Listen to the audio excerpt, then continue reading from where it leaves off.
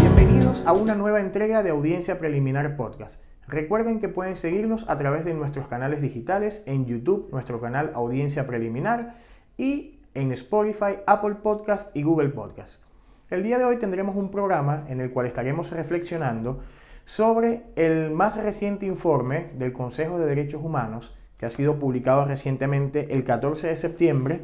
y que tiene como marco las investigaciones que ha venido desarrollando este alto comisionado o la alta comisionada para los derechos humanos y un equipo de investigadores que en algún momento tuvieron la oportunidad de viajar a Venezuela y además tuvieron la oportunidad de hacer un registro sistemático a través de la construcción de un expediente en el cual estuvieron contenidos grabaciones, entrevistas, fotografías, videos y distintos soportes jurídicos que a nivel nacional, en el caso venezolano, y a nivel de derecho comparado internacional, también fueron desarrollados por los distintos juristas que han tenido a su cargo la defensa o el seguimiento de los distintos casos de,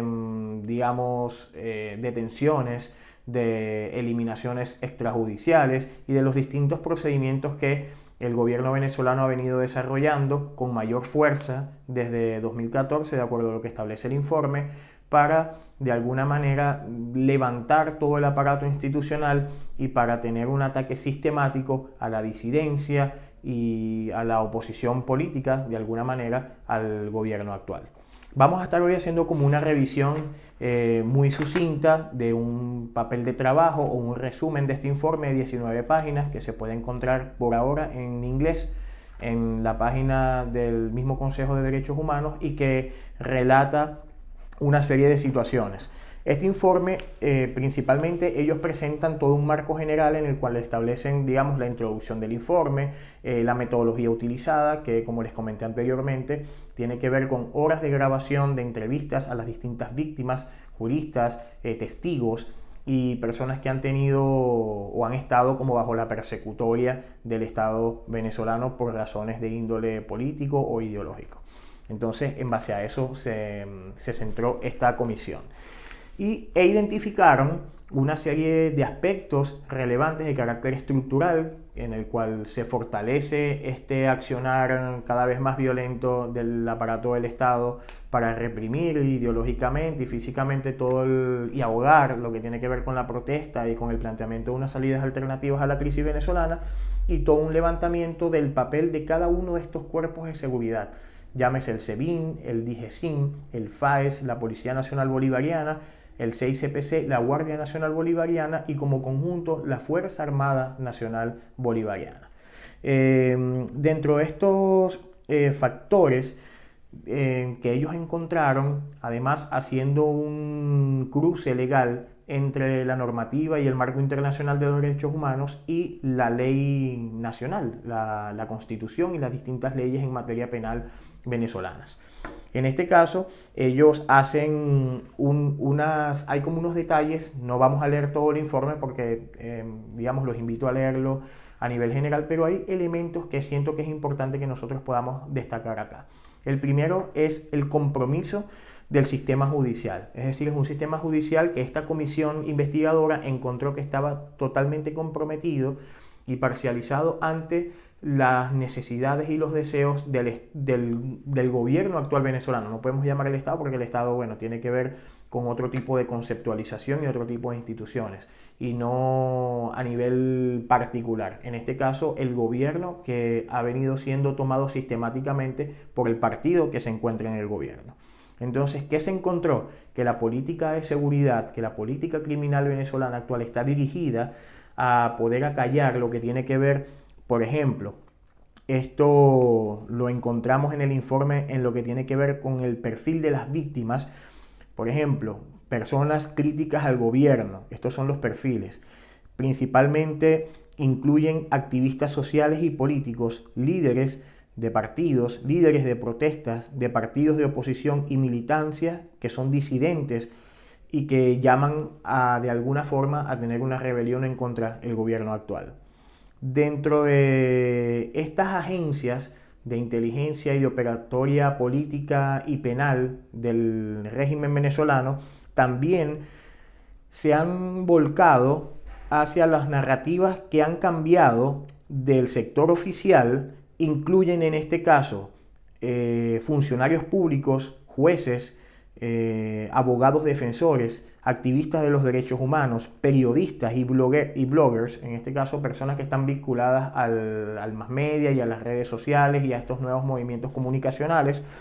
Y también muy específicamente, y es algo bastante novedoso a raíz del contexto COVID, personas vinculadas al sector salud que han estado de alguna forma haciendo publicaciones sistemáticas sobre las características y la trascendencia del COVID en Venezuela y de sus consecuencias. También hay casos, por ejemplo, me gustaría pasar muy sucintamente desde el punto de vista también de la estructura política que en este caso comenzó a ser atacada desde el cambio que se dio en la Asamblea Nacional en el año 2015 y comenzó un ataque a la inmunidad, a remover y a levantar la inmunidad parlamentaria de ciertos diputados. También sistemáticas violaciones utilizando sobre todo al SEBIN y al DIGESIM para poder perpetrar estas violaciones, que dentro de las más comunes están, por ejemplo, las detenciones selectivas, la eliminación forzada, la persecución, el levantamiento de los derechos políticos, de manifestación, de reunión, de disidencia, de disentir ante las plataformas mediáticas. Todo esto es perseguido. De hecho, como incidencia dentro de los elementos que están en las medidas cautelares alternativas que se dieron en la famosa liberación de los presos políticos, está la prohibición de establecer algún comunicado o de establecer entrevistas o de establecer pronunciamientos que puedan tener un impacto público. Otro tema bastante interesante y que llama y ha llamado a la movilización internacional recientemente a partir de la publicación de este informe tiene que ver con los elementos más de tratos crueles, degradantes y con las torturas que fueron encontradas. Por ejemplo, hay 77 casos examinados, de muchos más que se examinaron, en los cuales el personal militar asociado a la DGCIM, teniendo en custodia a estos detenidos, realizó torturas ocurridas durante interrogatorios y detenciones cortas, en los cuales estos detenidos eran incomunicados, eran torturados durante periodos de su detención en un sector de Boleíta, que es en Caracas, y todo esto está registrado dentro de este informe. Otros elementos para detallar un poco están tratos humillantes a detenidas mujeres, digamos desnudez forzada, también están shock eléctricos administrados durante los procesos de interrogatorio y otras cosas más.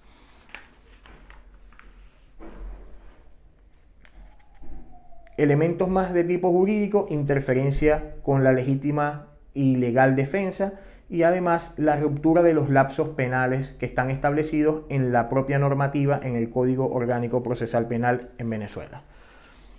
Hacen también un insight a las violaciones que se han perpetrado a través de lo que se denominó como la Operación de Liberación del Pueblo, en el cual, digamos, se han contado más de 500 muertos ejecutados extrajudicialmente, en este caso 502 hombres y 3 mujeres, en, digamos, eliminaciones selectivas a través de este instrumento de la política pública en materia de seguridad en Venezuela, desde 2015 y hasta marzo del 2017.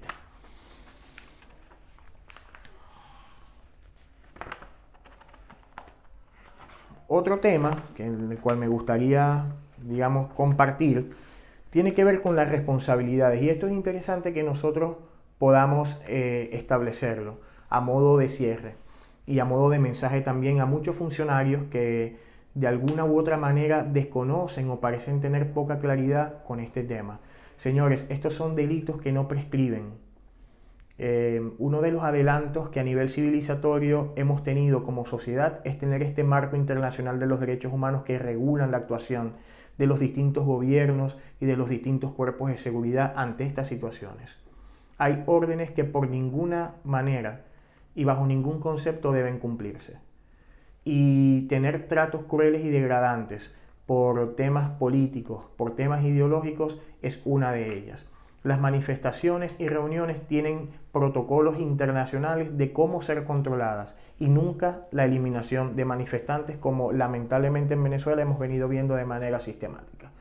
Muchos pensarán, y esto es a modo de cierre, reiterándoles además la invitación a buscar este informe, a leer y estar informados. Muchos pensarán, ¿es llover sobre mojado un informe de este tipo? Es pertinente siempre que violaciones tan flagrantes y hechos como estos nunca queden sin ser registrados y nunca queden sin ser difundidos, porque hay que fortalecer o debemos fortalecer esta memoria que como venezolanos, tanto los que siguen en Venezuela como los que hemos tenido que emigrar, debemos tener, para que hechos como estos nunca más ocurran ni en nuestro país ni en ningún país del mundo. Dentro de las recomendaciones en este informe está la persecución individual y colectiva penal sobre estos temas a nivel nacional y a nivel internacional. Y se convoca o se insta o se instruye a la Corte Penal Internacional para que tome acciones, se pronuncie y comience a realizar investigaciones de manera de establecer las responsabilidades individuales, pero también las responsabilidades institucionales, porque los funcionarios tampoco actúan a modo propio. Hay unas órdenes y de manera sistemática en Venezuela en estos informes está recogido de qué manera está operando el aparato del Estado venezolano, coaptado por un régimen que está de alguna u otra manera lesionando de manera sistemática a nivel físico, a nivel psicológico, a nivel moral, a todos quienes deciden levantar la voz sobre lo que ahí está ocurriendo. Esto es una parte y tiene que ver con los elementos más vinculados a la materia de seguridad pública. Pero hay también una tortura diaria y sistemática con el ahogamiento de los servicios públicos, con el ahogamiento de las oportunidades, con el ahogamiento del futuro que se tiene en Venezuela con un régimen como este. Les agradezco su presencia, su consecuencia para con este espacio que viene creciendo gracias al apoyo de ustedes. Hasta aquí esta entrega y les recuerdo seguirnos en nuestros canales digitales, en nuestro canal de YouTube, Audiencia Preliminar Podcast, suscribirse, comentar y compartir, y en los demás canales como Spotify, como Google Podcast y como Apple Podcast. Hasta una próxima oportunidad.